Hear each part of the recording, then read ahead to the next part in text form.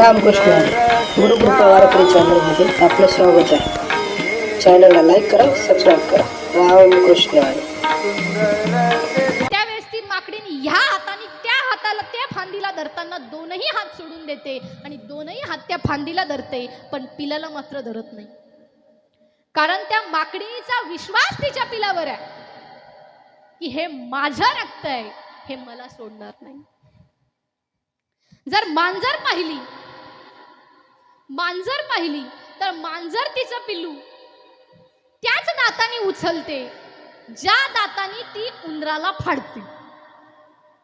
काय सांगते मी?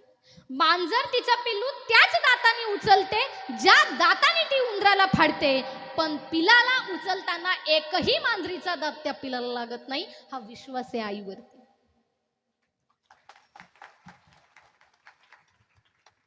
आणि हाच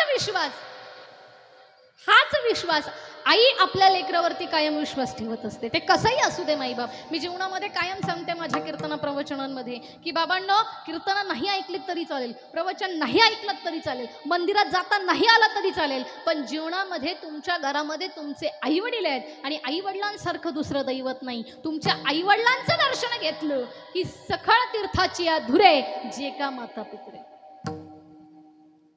आई वडिलांचं दर्शन घेतलं की काशी आणण्याचं पुण्य तुम्हा आम्हाला मिळत असतं. याचं कारण सांगते माझी बाप. दुसऱ्याचं दर्शन घेतलं, कुणाचंही दर्शन घ्यायला गेलात तर ते जास्तीत जास्त तुम्हाला एखादा शुभ आशीर्वाद देतील. नव्हे तुम्ही जर त्यांच्या काहीतरी कारकुना केले असतील तर तुम्हाला ते एखादा खट्याळ आशीर्वाद देतील, वाईट वक्त आशीर्वाद देतील. पण आईला तिच्या लेकराने कितीही त्रास दिला तरी आई त्याला कधीच तुझं वाटोळं होऊ दे हा आशीर्वाद देत.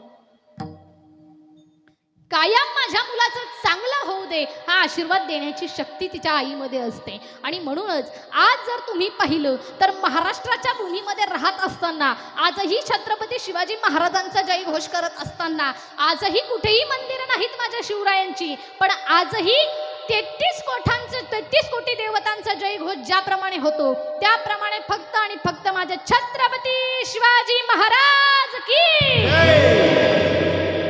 ही ताकद माझ्या छत्रपती शिवरायांच्या नावात आहे माईबाप. आणि ही ताकद निर्माण करण्याचं अस्तित्व एका आईच्या मनगटातलं. इतिहास साक्षी आहे आमचा की स्त्रीनेचा शत्रू तुडवला. इतिहास साक्षी आहे आमचा की स्त्रीनेचा शत्रू लढवला. झाशीच्या राणीने ह्या महाराष्ट्राच्या भूमीमध्ये औरंगजेब लढवला. ही ताकद एका स्त्रीची आहे माईबाप. आजही इतिहासामध्ये अनेक स्त्री होऊन गेल्या आणि म्हणून आईवरचा विश्वास हा मुलाला कायम ठेवावा लागतो. ज्याप्रमाणे राजांच्या चरित्रामध्ये हिरकणीचं नाव येतं की हिरकणी गडावर गेली दूध घालण्यासाठी, गडाचे दरवाजे बंद झाले पण बाळ रडतंय म्हणून आईचा पाहणा फुटला माईबाप. आणि माझ्या बाळाला भेटण्यासाठी मला जायचंय ही जी आतुरता त्या आईच्या अंतकरणामध्ये होती. एवढ्याही रात्रीमध्ये ती आई खाली उतरून आली आणि उतरल्यानंतर ज्यावेळेस बाळाला जवळ घेतलं, दूध पाजलं, त्यावेळेस खऱ्या अर्थानं त्या आईचा पाहणा ज्यावेळेस त्या बाळाला पाजल्यानंतर ती आई तृप्त झाली. कारण विश्वास तिच्या बाळावरती होता, बाळाचा विश्वास आईवरती होता की आई आल्याशिवाय राहणार नाही. आणि ज्यावेळेस दुसऱ्या दिवशी कळलं की गडाचे सर्व दरवाजे बंद आहेत तरी सुद्धा हिरकणीसारखी बाई आज जर खाली उतरतीये गडावरून, हे कसं कुठे कसं काय झालं. ज्यावेळेस राजांनी हे पाहिलं आणि दुसऱ्या दिवशी हिरकणीला गड्यावर बोलून घेतलं आणि हिरकणीचा खऱ्या अर्थानं राजांनी सन्मान केला की एवढा गड कटिबंध अवस्थेत असताना सुद्धा कुणालाही उतरणं शक्य नव्हतं, पण तू उतरून गेलीस. आणि तिने एकच सांगितलं की मी फक्त माझ्या लेकरासाठी गेले. कशासाठी गेले?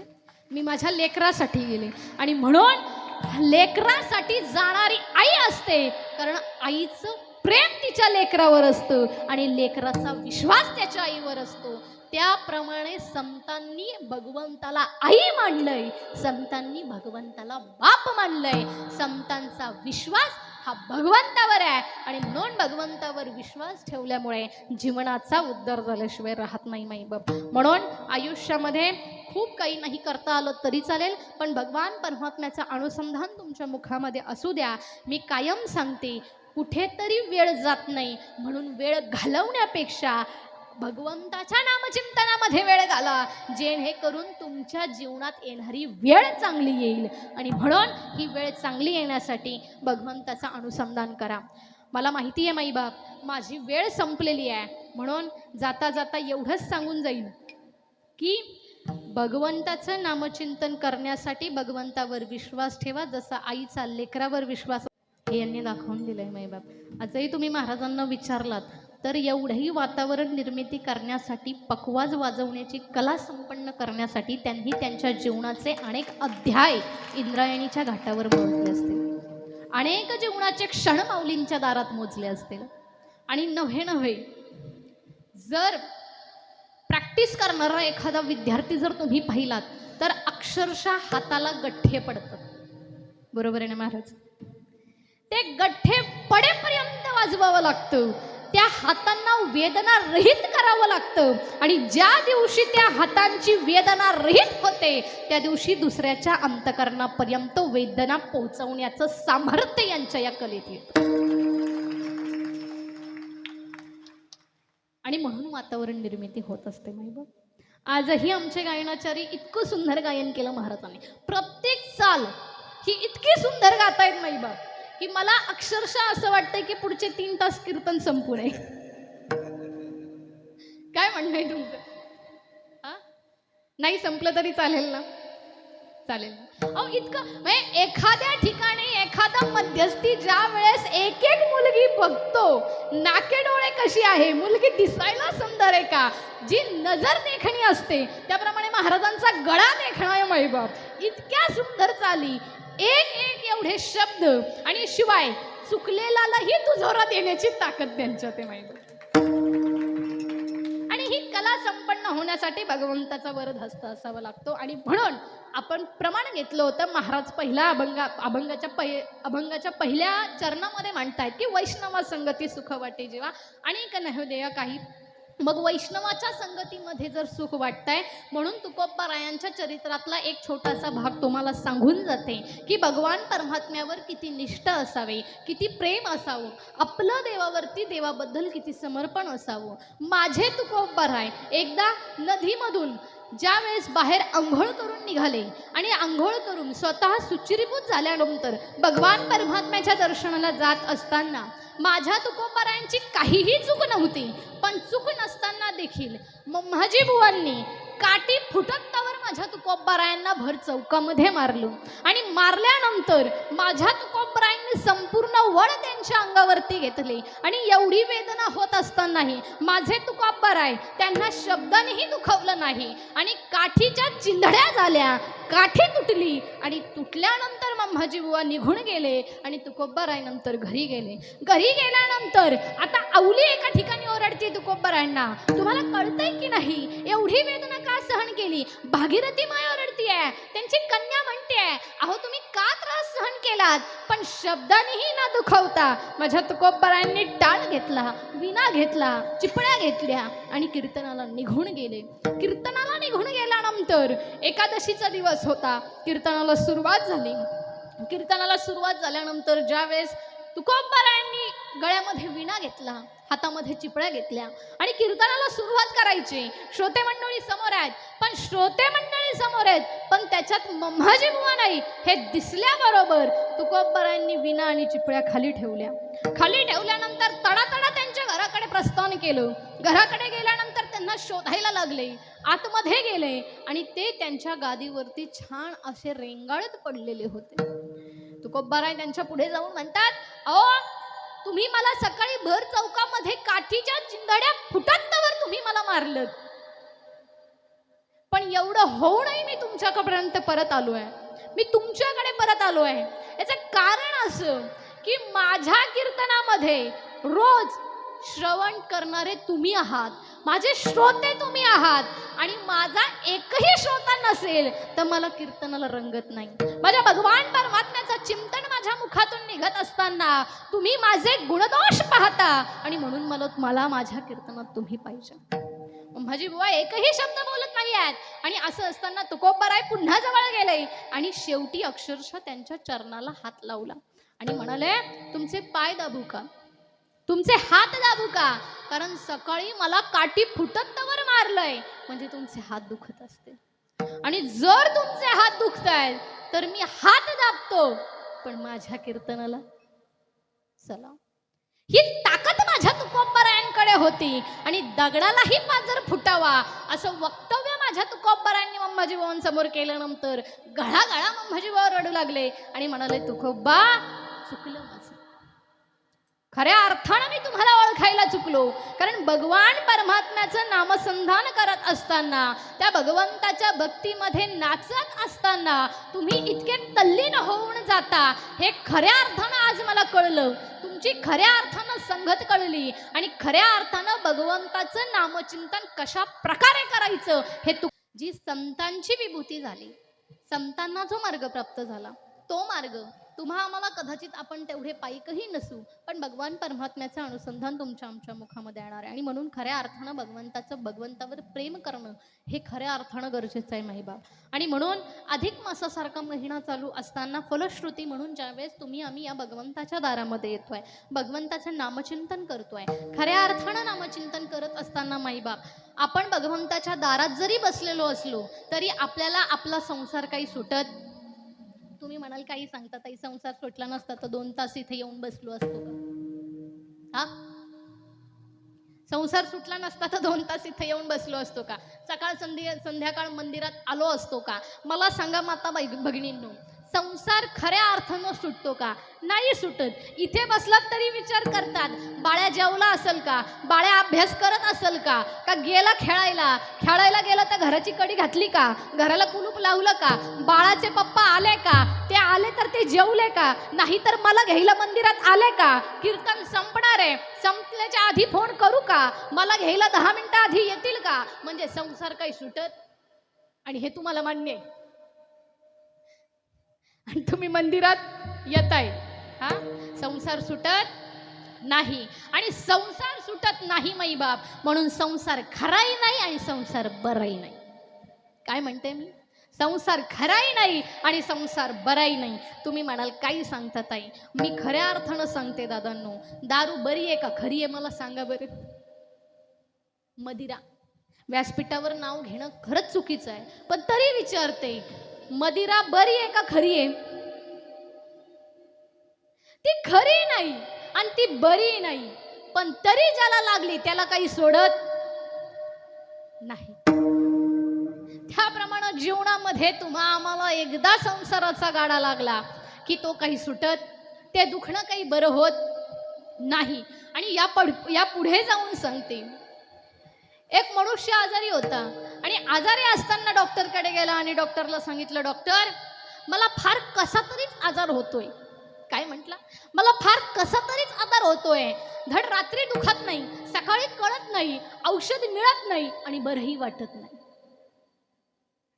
डॉक्टर म्हटले, तुमचा आजार इतका भयंकर आहे, त्याच्यावर जे औषध सांगतो तेवढं मात्र करा, ते केलं की तुम्हाला 100% गुण येणार. हा म्हणलं नक्की सांगा. संपूर्ण महाराष्ट्र पालथा घातलाय पण काही औषध मिळत नाही, पण तुम्ही सांगा तुमच्या उपचाराने बरं वाटलं तर वाटलं. डॉक्टर म्हटलं एकच गोष्ट करायची, दिवसा चांदण्यात फिरायचं नाही. काय सांगितलं डॉक्टरने? दिवसा चांदण्यात फिरायचं नाही आणि सशाचे शिंग उगाळून औषध घ्यायचं.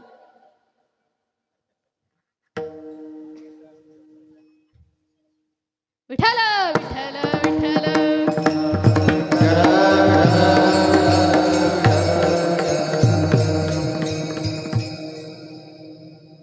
कळलं का? हा, नाही तुम्ही फार शांत आहेत राहू इथं. अजिबात कोणी काही बोले ना, अजिबात काही म्हणे ना, अजिबात काही हसे ना. तुम्हाला माझं बोलणं कळत नाही का? कळतंय की वळत नाही?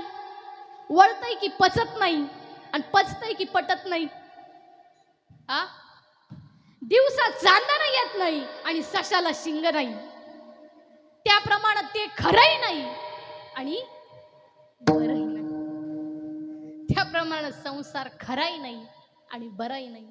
तुम्ही आम्ही जीवनामध्ये फक्त आणि फक्त प्रपंचाचे लोभी आहोत. मोह मत्स्य दंभ अहंकार तुमच्या आमच्या जीवनात भरलेला आहे आणि तो भरल्यामुळं तुम्ही आम्ही अहंकार स्वरूप अहंकार विरहित भगवंताजवळ जात नाही. ज्या दिवशी देवाजवळ अहंकार घेऊन जाऊ त्या दिवशी देव तुम्हा आम्हाला जवळ करणार नाही माईबाप. आणि जर पटत नसेल तर नरहरी सोनारांचा दृष्टांत जाऊन बघा. नरहरी सोनार भगवान शिवाचे अत्यंत प्रिय असे भक्त होते. नरहरी सोनार भगवान शिवाशिवाय कोणाची आराधना करत नव्हते पण सोनार होते. आणि एका पुजाऱ्याने सांगितलं की मंदिरामध्ये पंढरीश पांडुरंग परमात्मा भगवंताची पांडुरंगाची मूर्ती आहे आणि देवाला सोन्याचा कमरपट्टा करायचा आहे. मग तुम्ही माप घ्यायला माझ्या भगवंताजवळ याल का, मंदिरात याल का? नरहरी सोनारांनी सांगितलं मला जमणार, कारण मी फक्त शिवाचा दास आहे. मी फक्त भगवान शिवाचा आराधना करतो. फक्त शिवाची मूर्ती मी माझ्या डोळ्यांनी पाहतो. मी मंदिरात येणार नाही. तुम्ही देवाच्या कमरेचं माप घेऊन या, मी तुम्हाला कमरपट्टा करून देतो. एकदा पुजारी घेऊन आला, सोन्याचा कमरपट्टा केला, भगवंताला कमरपट्टा घातला, पण तो कमरपट्टा भगवंताला कमी व्हायला लागला.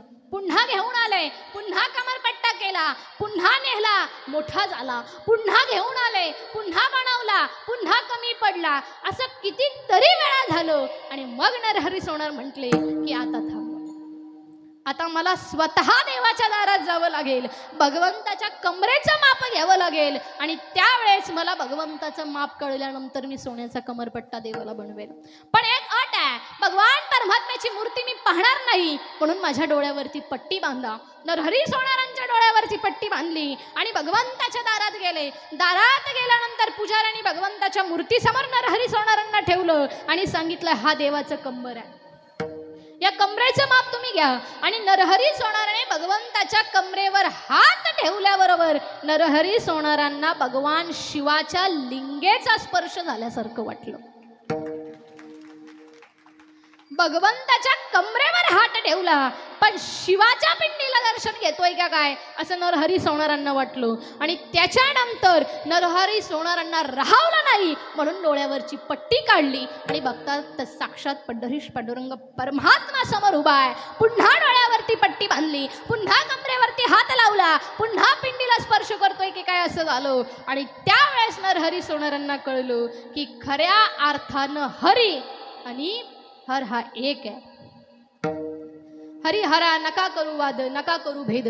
संतांचं प्रमाण आहे माई बाप, हे एकच आहे. हरी आणि हर हा रूप एक आहे, स्वरूप एक आहे. आणि म्हणून भगवान परमात्म्याच्या मंदिरामध्ये जाताना अहंकार विरहित जावं लागतं. काम क्रोध मोह मत्स्य दंभ अहंकार हे सोडून ज्या दिवशी जाल त्याप्रमाणे खऱ्या अर्थानं भगवंत तुम्हा आम्हाला जवळ करेल. आणि जवळ करत असताना लाज भय शंका तुमच्या आमच्या जीवनातली गेली पाहिजे. ज्या दिवशी काही लोकांना माईबाप मंदिरात जात असताना देवाच्या जवळ जाऊन पाया पडायला लाज वाटते, म्हणतात नको कोणी पाहिलं तर म्हणून देव देव करायला लागलंय, हे कव्वय आहे का त्याचं, काय म्हणतात हे काय वय आहे का त्याचं. अरे तुझं वय आता नाही मग वय कधी, आणि वय निघून जाईल तरी तुम्हा आम्हाला कळणार.